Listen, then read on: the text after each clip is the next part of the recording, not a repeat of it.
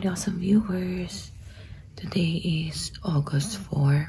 It's already past 7:37. And kagabi, after namin gumala, nag-ayos na kami ni Daddy. Ayan, hindi ko na na-videohan pero over baggage kami.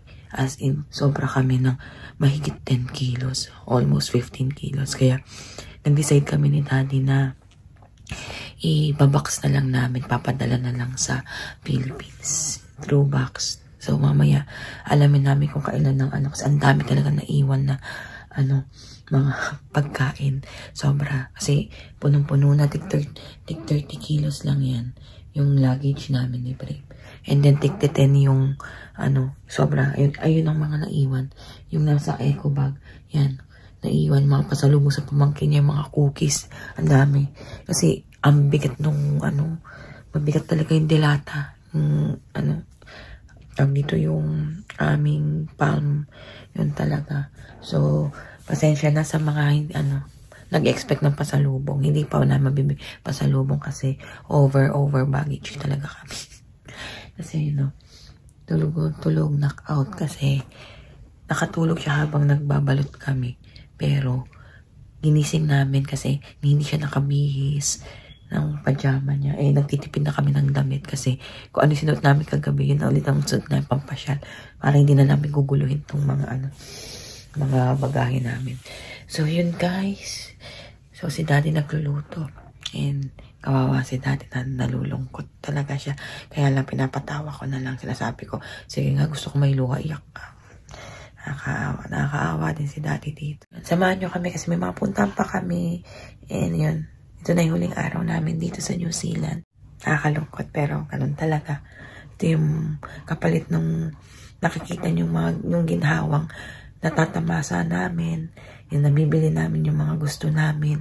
Ito yung kapalit. Ito yung kapalit. Kaya sa mga family dyan na nagbabalak kayo na papuntahin ng mga mister nyo abroad para yun nga ma-provide yung needs. Pag-isipan yung maigi kasi hindi madali. And then nakita ko din yung kalagayan ng asawa ko dito. Nakakaawa. Ikaw lang nag-aasikaso sa kanya. Pagod na pagod siya from work. Pag-isipan nyo maigi kung worth it pa. Kasi minsan akala natin hindi natin mapaprovide yung needs ng family natin kung hindi magka-abroad. Pero ako sa pananaw ko kahit saan pwede natin kitain yung pera yun. So totoo lang ako pa rin tatanungin, hindi ko gustong umalis si Daddy. In the first place, hindi ko siya gustong mag-abroad. O siyang may gusto. Yun. Kaya ito yung sacrifices namin para din sa yun, yung malaking baby ko na tulog. So yun guys, samahan nyo kami hanggang sa makabalik kami ng Philippines. Morning guys, alis kami. It's already an oras na ba? 9:30. Kung pick upin namin, may magbibigay na naman ng mga cookies kay Brave. Ang dami nagbibigay kay Brave dito. And later, ayusin namin ulit yung may mga bagong plans kami sa bagahe namin. Yun. And then si Daddy, ayan, inakailang iyak na yan. Miyak ka, Daddy. Grabe, mugtong-mugto yung mata ni Daddy. Where are you going? To Tita Maying. Yes, we're going to Tita Maying. May dadaanan lang namin si Maying, yun. And then we're going home again. Bibili tayong box. Ay, bibili pala kami ng box sa plano namin to sa aming luggage na, ay, Diyos ko Lord, over sa sa kilo. Alis muna kami, guys. So guys, nandito ulit kami sa Jimmy's Ice Cream, yung pinuntahan namin ng birthday ko namin, strawberry picking sana. So, magtitreat si Daddy kasi sabi ko nag-crave ako ng waffles, yung kinain ko ng birthday ko. So, dito kami ulit. Wala pa yung strawberries, strawberry farm. Ice cream. Let's get ice cream.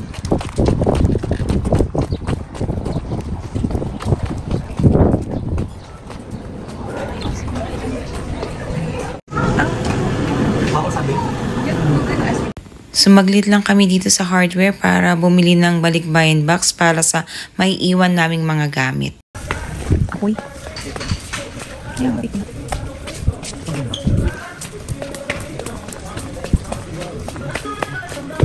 Bravo, hippopotamus. Hippopotamus.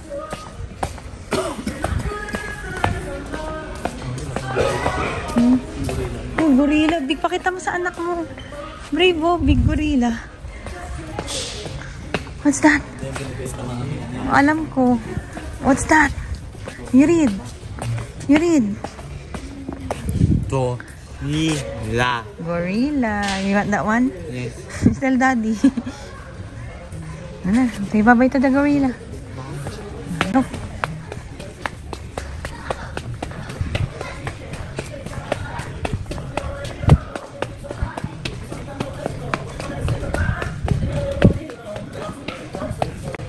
Ano meron?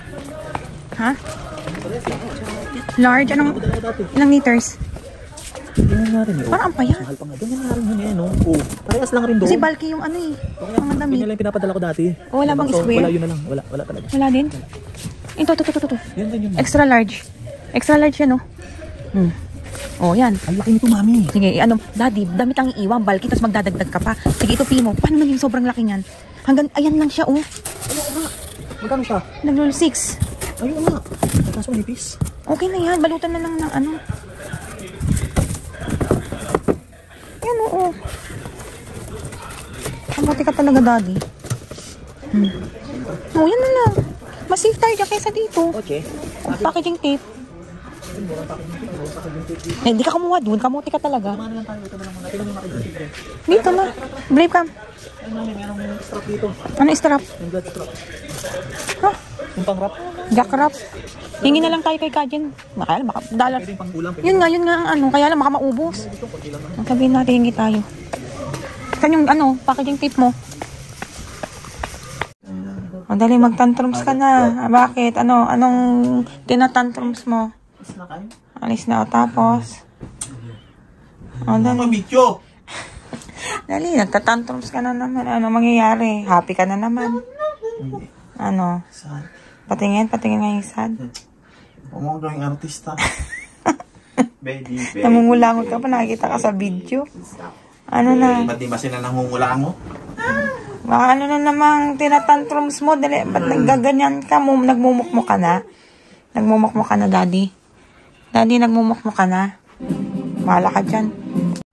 Hello, awesome boys. Oh, yan na naman po. May na-receive na naman po siyang, donation. Yan, may nagpadala na naman ng maraming cookies. Show your cookies. Eh, what will you say? Techu. Tita? Tita. Oh, Yes. Tita Grace, very good. Yan po, oh. Dagdag na naman po sa mga iuuwi namin. Sandamakmak. Na ano, ito guys, so favorite ko to.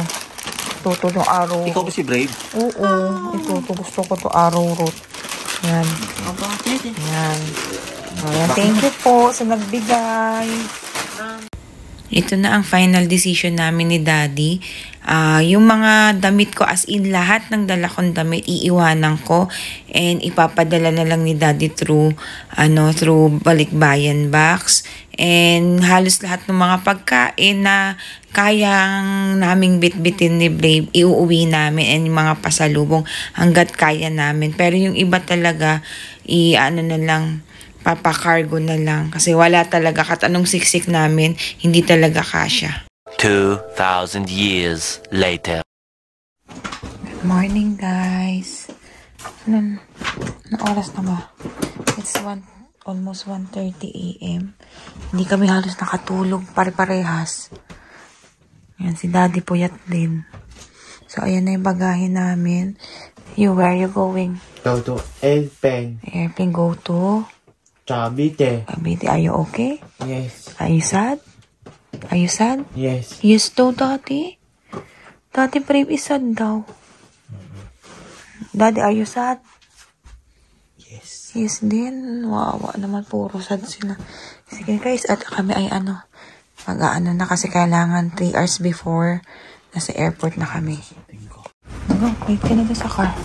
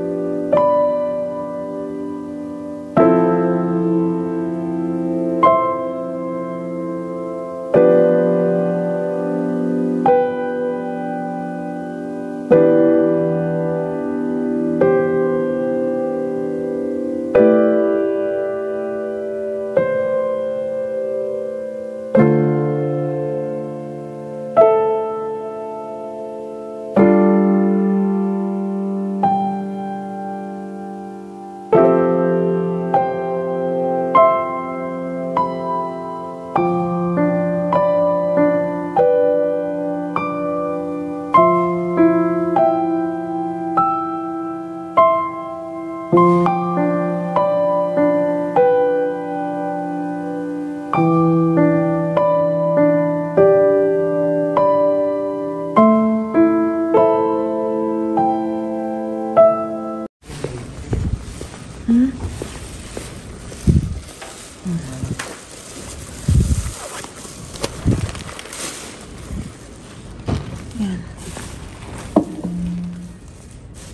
9.5.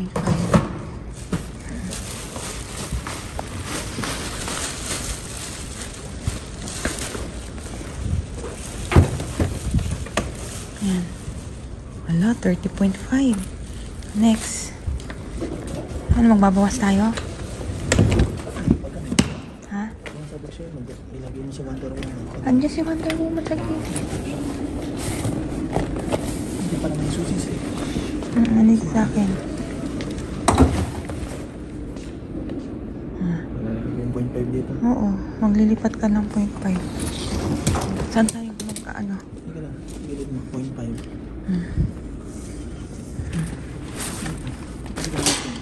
And guys, ang sarado pa ang check-in counter. Excited kasi si dating paalisin kami. Ang aga namin umalis. Nasabi ko sa kanya 3 o'clock ang ano. Tapos minsan una natin sa queue. Para na mauna kami. Yun.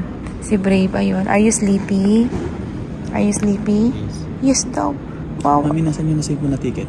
Ano sa cellphone? Na 14. Ilabas mo yun. Andito. Kailangan nyo mami. Sabi dito dito. Nakapag-check in. Bibigyan ka lang ng ticket. Tanong na lang natin kung... Bibigyan ng ticket. Gaganan yan. Okay. Walang upuan, guys. May upuan pala, ginawang kama ng mga ano, ng mga tao. Kaya si Brave yan nakaupo. So, sarado po po yung departure. 4:30 AM pa po. Kanina pa po kami nandito. Baga po kami dumating sa airport. 2:30 AM nandito na po kami. Kasi 4:30 po mag-open yung gate para po sa immigration. Departure po nila. See you guys. Hi guys. Are you sleepy? Dito kami, sarado pang immigration. Ayan.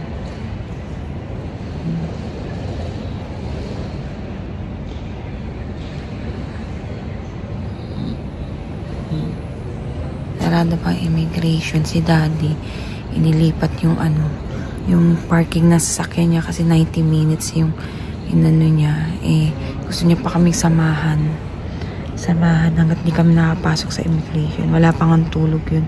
Kasi kahapon, humiga na kami. Nakahiga na sila ng before 7 o'clock. 7 umiga. Before 7 o'clock, humiga na kami kasi sabi nagigising kami ng 12. Walang natulog. Si Brave nakatulog, mag-11.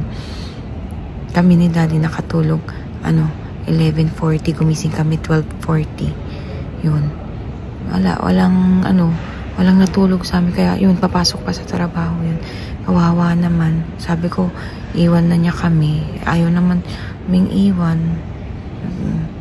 Sabi ko, okay lang naman to. Magtatanong naman ako if ever na hindi ko alam. Diba? Yun. Kaya, yan. Nagulat siya 4:30 pa magbubukas yung immigration. And 6 o'clock yung flight namin. Pagkapasok lang namin, alis na siya. Kawawa na, wala pang tulog yun. Tapos, yun. Okay naman kami. Sana, makarating kami ng matiwasay sa aming pupuntahan. Yun lang po. Abangan yung pagbabalik namin. And, magbabalik namin sa Pinas. And, back to school na si Brave. Back to reality na ulit kami ni Brave. Yun. Bye-bye, New Zealand. Bye, Brave. Bye, Mami. Alis na ka. Mamaya pa ako iiyak. Hindi ko pwede dito. Si Mami umiiyak na naman. Ayan, tingnan niyo po. Iyakin po yan. Huwag kasi ako nila. Binati ka na. Brave, oh. Look brave, oh. Waiting na kami sa immigration. Naalis na si Daddy. May work pa siya. May work pa ako eh. Tit ko lang sila. Medyo ilang oras lang ang tulog ko. Guys. Hindi kasi natulog. Pinoyat ako ni Boy Taba. Kasi hindi siya natutulog. Kaya pinalipat ko ng tulugan. Hi guys, so dito na kami sa aming gate 8. Ang layo. Diyos ko. Kantas.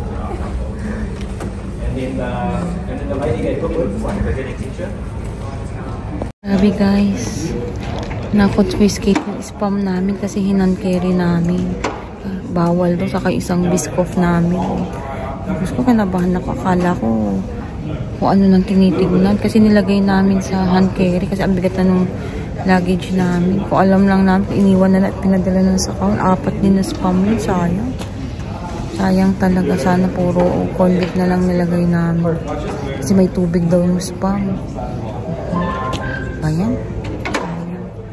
Hindi na ako nakapag vlog papunta dito kasi si daddy kausap kami, kauwi lang niya. Ipapasok pa niya. Hindi na ako nakaiyak. Pag ano pala, hindi ka na makakaiyak. Umiyak na ako kanina sa kagabi ng araw. Naawa kasi ako kay daddy. And guys, okay naman na kami. Ganito talaga buhay namin. Masanay na kami. Kasi buti na mamabait. Masunuri kaya hindi ako masyadong nahirap. So guys, boarding na rin kami mga around 5:15. So ilang minutes na lang. See you in the Philippines. Diba? Ulo ka na. Okay, so wait for mommy ha.